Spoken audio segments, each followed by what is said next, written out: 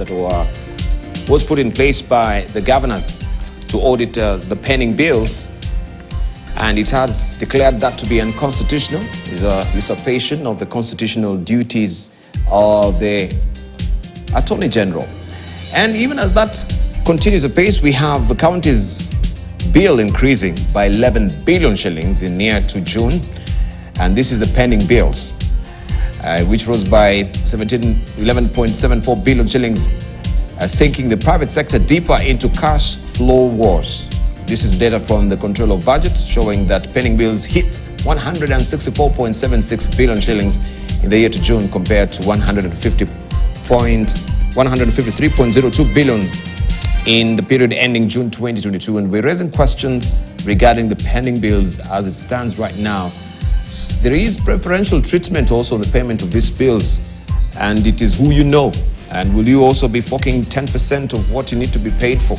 And people have been bending way over backwards to make sure they can do this so that they can continue with their lives. And this is what we are raising with the legislators here. Is this fair? Why should we be having the pending bills up to now? And what happens to the continuity from the previous government or the governors to the current one? That institutional memory. I remember we had Kimani Matangi coming with the assumption of office bill that was actually is enacted right now. It's an act, yes. And that was purely ceremonial. That the instruments of power being passed from the previous governor to the current governor. But what happens also with this contractual agreement that you have signed with the previous government that has now to come into place? What happens with the staff? Do I need to come up with a new working staff for me while we still had staff in the previous regime? I mean, there's a lot of issues that we need to do as far as transitioning of power and also business is concerned within the county government. Dibal, if you allow me to start on this, I would like to say that the genesis of pending bills is actually corruption. And you see, when somebody, a supplier needs to be paid or a contractor needs to be paid, and he submitted all documents and even is handing over the project, and at that point where somebody needs to click the button to send the money to his account, somebody gets interested. Now, why are we paying this guy 20 million, 30 million? And he will take every coin. So this guy is called on the side and tell, okay, we want to punch the button to send money to your account, but how much am I getting out of it? So this person says, no, I don't think I've spent money. I have done everything. I do not think you are entitled to get anything from me. And that guy will be told, keep that pending. So the other bill is brought. So this other guy says, yeah, I can give you 10% or 5%. So he's told, go and look for cash, bring it in, and we will punch the button.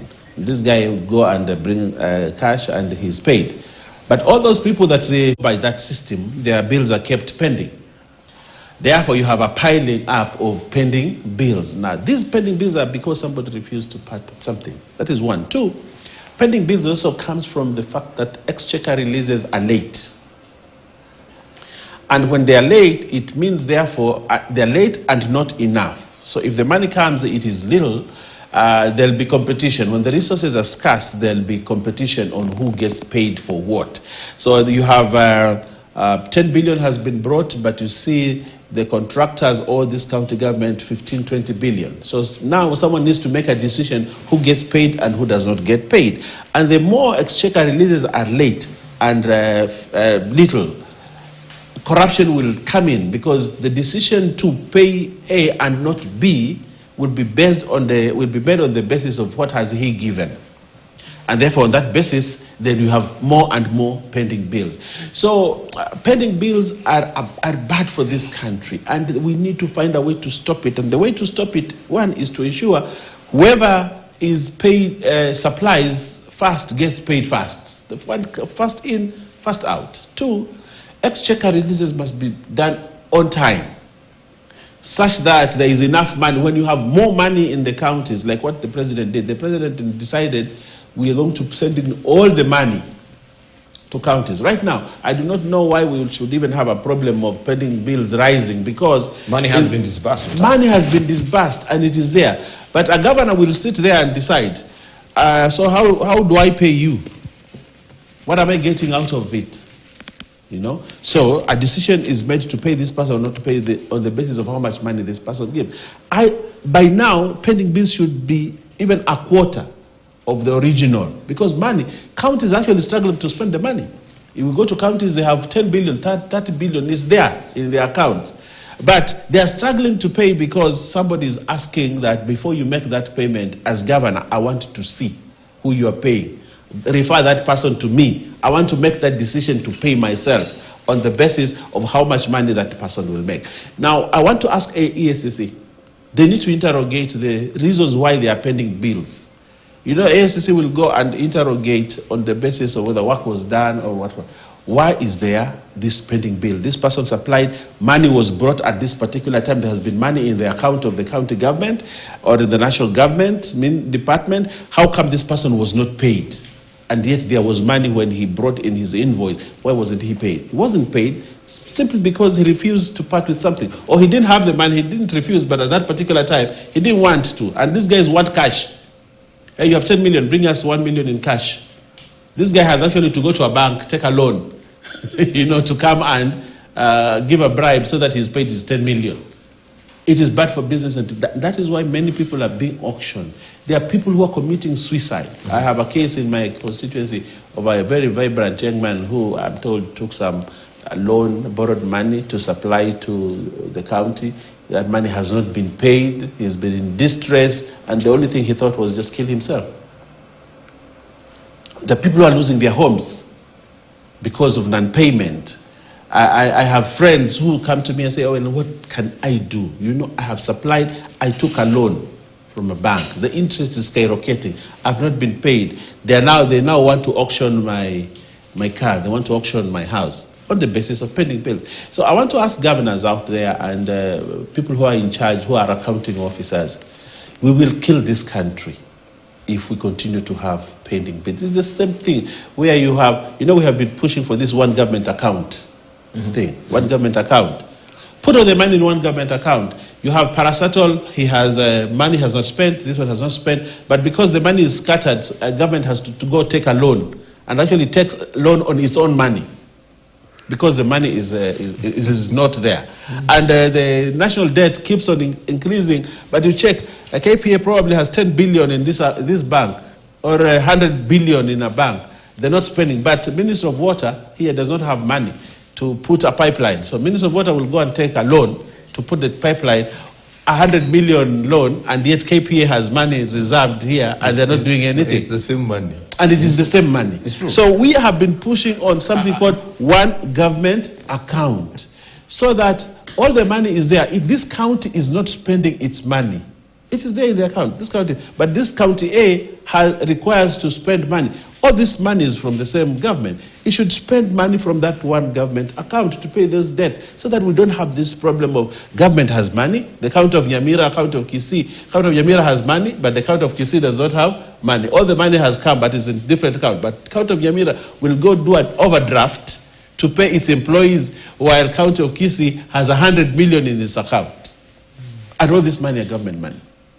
We need to look at one government account where everybody draws from there to avoid piling these pending bills and also to avoid a piling of debts for this country. Right. Yes. Pending bills is actually bad implementation of our plans, because implementations that is done in the executive, whether it is national government or county government, is backed by the plans we put in place and the budget that was then drawn on the basis of that. So to begin with, you cannot start a project unless it is in the printed estimates, which is the budget, which was based on the plans that you put in place. But where does it start? It starts with the exchequer release, as you said. If you start the project because you have in the estimate and the exchequer release doesn't come, that's a bad debt straight. So if that doesn't happen, that's a bad debt. The other one is also poor management. If you start a project and you don't finish the project before the end time in June, it becomes a bad debt because the books are closed before it is paid because the project has not been completed. The other one is just the processing of the debt. the work has been done, it should be paid. And then that is where corruption comes in. There is a concept of orphan vouchers, meaning a voucher that nobody is chasing. So others will come and pass.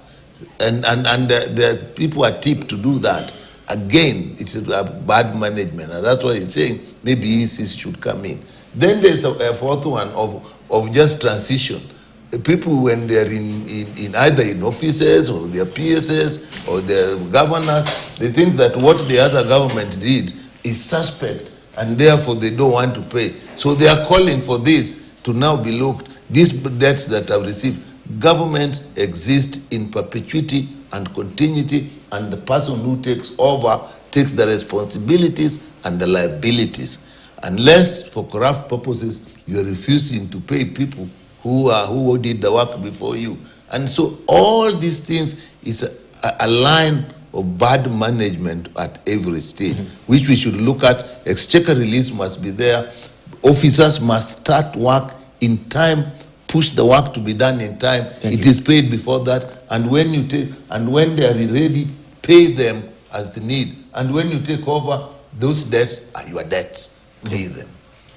Right. So we have to management. Okay. Senator Okongo Mogini, we're just listening to all these issues that are being raised. I think also the Senate needs to come in and address the issue of the pending bills. You've been a bit mealy-mouthed as a senator on this. I don't know, I've not heard why people are not being paid. You've had of cases very concerning when you have somebody dying by suicide, because even for me, I think someone called me and expressed frustration.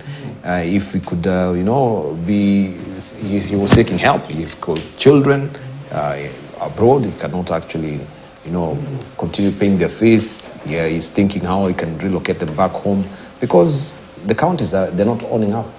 Yeah, I agree and fully own up that the way we are paying our contractors is not neat. I mean, if you are a country where pending bills are growing at the rate of 11B in each financial year, then we are not doing the right thing.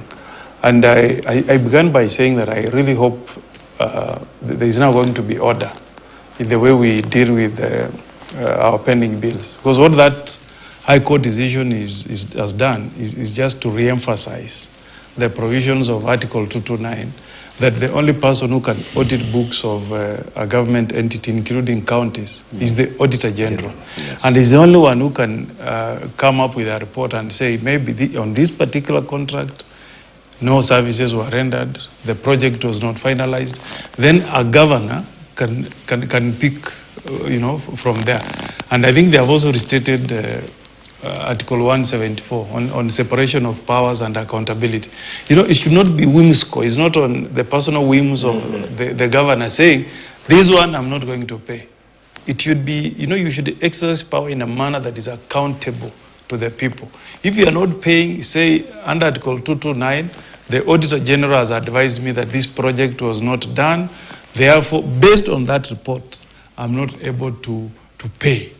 And I think responding to what Mheshimiwa Owen has done, I wish EACC can be more proactive. They have a mandate to audit systems of government bodies and make recommendation on how the body should be run in a manner that is more efficient, free from corrupt practices. And I think one of the ways the BAL should be paid first in tray should be paid before the second in tray. Yes.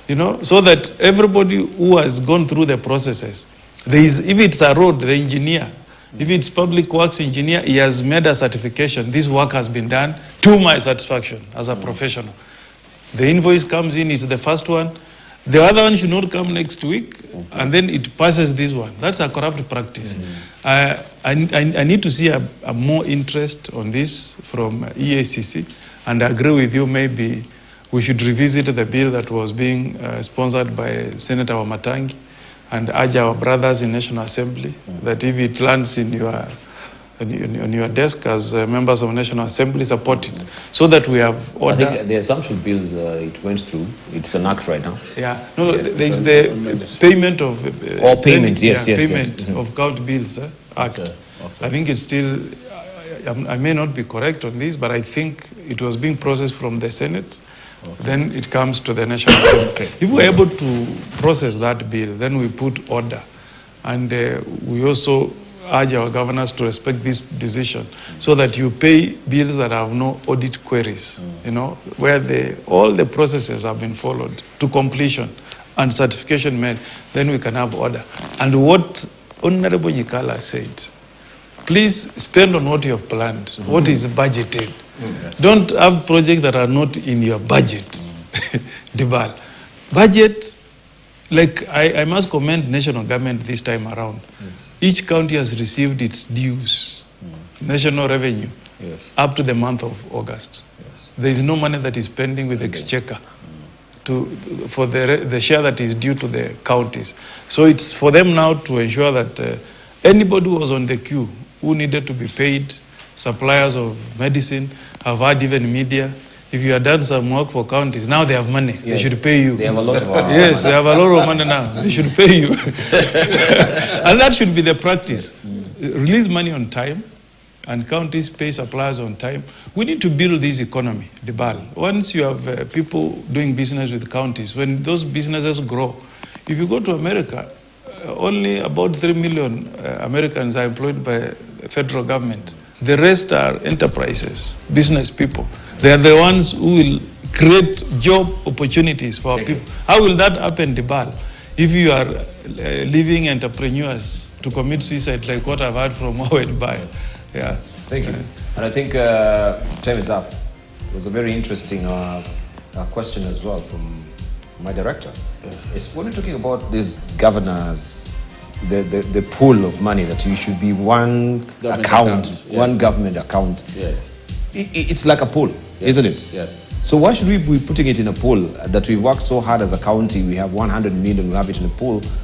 When we want to access that particular funding, because some other counties are not even very active on their own source revenue collection, they come and pick our 100. We don't have money to operate.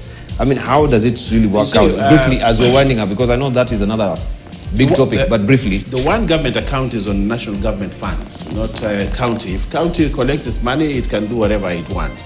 But the one government account, interestingly, you see the controller of budget controls funds. These days, before a county pays, they have to get a nod from the controller of budget.